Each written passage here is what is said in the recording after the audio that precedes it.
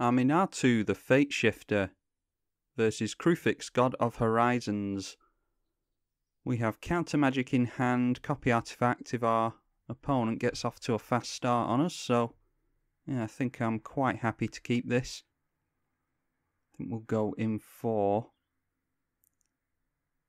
we'll just go in for a plains first, and that way if we need to have one of these types of lands come into play untapped, then we can get into that off of the plains. Let's go over Kruphix really quickly. It's an indestructible 4/7 in Simic for 5 mana. It becomes a creature if your devotion to Simic is 7 or greater. You have no maximum hand size, and if you would lose unspent mana, it becomes colourless instead. So this is a really powerful ramp deck for our opponent. Go for a Darker Wastes, and if we want to Arcane Denial something, then we can. I don't imagine that we will want to do that. This Aminatou deck is a flicker deck mainly. We do have means of cheating things into play off of things like Lightform, which takes advantage of flickering manifested permanents, mostly creatures, I would assume. I did have Omniscience in the deck, but I didn't really have much use for it. I just had this romantic idea of wanting to cheat down an Omniscience off of a Manifest, so if I like how Manifest runs in this deck, I might add that back in. We also have a little bit of top deck manipulation in Terminus and Temporal Mastery. They're both miracle cards. Our opponent is just on the ramp plan so far. They have 5 cards left in hand. We will go for our commander here, I think, and hope that our opponent doesn't have counter magic in hand. They do not, so we'll just go for... yeah, we'll go for a plus. We'll draw a card and then throw a card back on top of our library. Okay, and we've played our land for the turn, so we might as well just... we can cheat out a Sun Titan next turn, actually, off of Lightform. Yeah, so I think that's a good thing to go for. We won't be able to... we'll be able to manifest out the Sun Titan next turn off of Lightform, but we won't be able to flicker it because we're going to have to use Aminatou to put Sun Titan back on top. With Sun Titan already being on top of our library, we will of course draw it next turn. Glenalandra Archmage is a card I'd very much like to get rid of while our opponent is tapped out, because that will become a massive problem for us otherwise. And Llanowar Elves is of course going into Aminatou, as you would expect. Just very quickly, the plus is draw a card and put a card on top of your library from your hand, and then the minus is exile another target permanent you own, and then return it to the battlefield under your control. And the limit break is of no relevance whatsoever. We're never going to be using that. Just willing our opponent to not play a blue here. I don't think they can make a land drop. Okay, that's good. It's a mistake on our opponent's part to play Glenalandra when they don't have blue counter magic backup. They may have a free counter spell in hand. We of course know what we're drawing into with the Sun Titan. So we'll go for Path to Exile now, before that Glenalandra becomes too much of an issue for us. That will ramp our opponent, which is something we really don't want to do against a Kruphix deck, but Glenalandra's too big an issue to not deal with. And then, no, before we play Lightform, we do want to put the Sun Titan on top of our library. Unless we draw into something else. Nope, we'll put Sun Titan back on top. And we'll definitely go for Lightform here. Lightform, when it enters the battlefield, it manifests the top card of our library, which we know to be a Sun Titan. And then it becomes an aura and attaches itself to the manifested creature and gives the creature it's enchanted flying and lifelink We don't really care about that. We can flicker light form and do it again if we find something else on top of our library that we like. But while we're flickering light form, we are not flickering the Sun Titan. But I think, as Aminatou is worded, yeah, we actually exile this card, so Sun Titan will enter. And that means that light form will fall off the Sun Titan. And therefore, light form will come back into play if we want it to. And Beast Within, well, we know what we're going to cast next turn now. We at least got a beast out of the deal, which we can use to block our opponent's creatures if they want to go in at Aminatou. Luckily, we got into a land last turn. We'll go for Aminatou again, try and get some of this counter magic out of our opponent's hand, assuming they have any.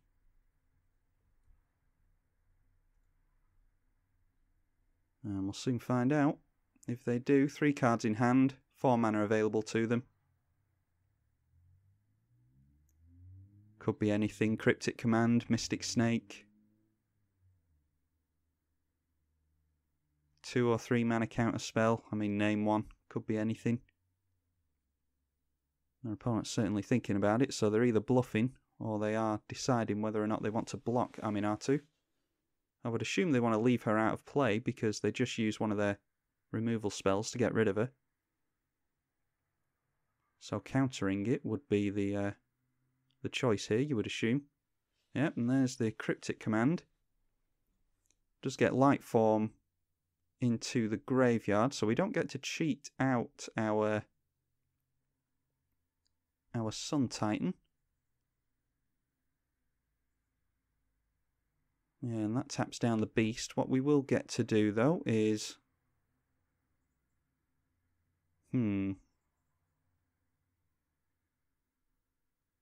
What do we want to do? Okay, and our opponent just decides to scoop. That is really annoying.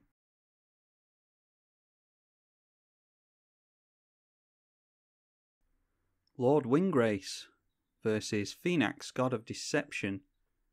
And that is a fistful of green cards. We can hopefully get into Nissa Vastwood Seer, although that will only get us a basic forest, won't it?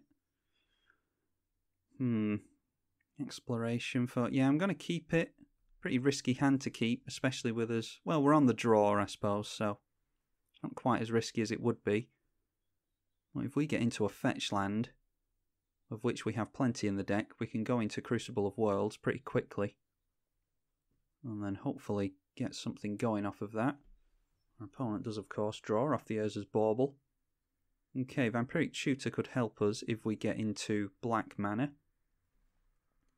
As it stands now, we'll go into Exploration and get into an additional land, and then we're really hoping for a land or a Sol Ring or something off of our next draw. Lord Windgrace is Jund, and 5 mana for 5 loyalty. +2 is discard a card and draw. You draw 2 cards if you discard a land. -3 is return 2 lands from your graveyard to play. And then -11, destroy up to 6 target non-land permanents. And then create 6 2/2 green cat warrior creature tokens with Forest Walk. Explore hopefully gets us into something. Really want a fetch land here. That doesn't do it. Yeah, that feels pretty bad. We're going to have to just hope that our opponent plays things out slowly. They did just go for a Ponder and an Urza's Bauble, so I don't imagine that things are going to be going too slowly for them. Duskmantle House of Shadow is Dimir and tap. Target player mills a card. There we go. Evolving Wilds is slow, but it is at least... Yeah, that is at least a means of getting into the Crucible of Worlds, so that's good. And overburden on our opponent. Whenever a player puts a non-token creature onto the battlefield, that player returns a land to their hand. Well, hopefully exploration is going to help us out with that. Might have to Vampiric Tutor for an Azusa if we're going to have to play around overburden. Clearly our opponent doesn't plan on playing many creatures then. And you would assume that they would, because Phenax, God of Deception, gives creatures you control tap, target player mills X cards, where X is the creature's toughness. And it becomes a creature, a 4/7, when you have Devotion to Dimir of 7 or greater. It is an indestructible for 5 mana. So you would assume that they will be going for creature spells, but apparently not. We'll get into black mana here. In a swamp, we only have one swamp in the deck. We just took out a basic swamp for Bojuka Bog. Not sure if that's the right one to take out. And now we'll get into Crucible of Worlds and really hope that it doesn't get countered. It doesn't, so that's really good for us. We can Evolving Wilds a couple of times here. We'll get into a mountain. And another mountain, I think.